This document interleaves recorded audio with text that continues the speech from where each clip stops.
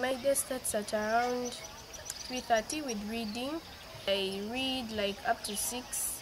After my house chores, I go for my lessons, which start at 8 a.m. and end at 4:40 p.m. Then after my lessons, I usually go and do my favorite hobby, which is swimming. Then after I do swimming, I go back to my room, take a bath, then come up for evening prayers, which start at around 7 p.m. and end at 8 p.m. I read up to 9:30. Then I do my personal administration. I go to bed at around 11. My family is quite big.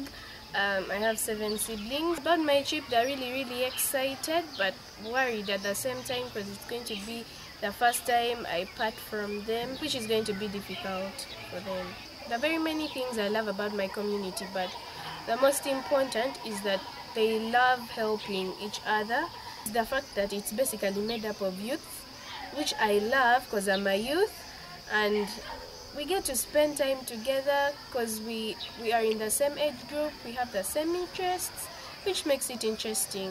First of all, child abuse is really important to me because people treat children wrongly, yet they're also human beings like any other person. Then the other one is my family and my friends, because I know without them I wouldn't be who I am and where I am today. I love editing and capturing scenes of media we are going to produce. Then I love putting them together, although it's a bit challenging, but I love it because it gives me a lot of experience. And I love things that challenge me because they motivate me to work harder.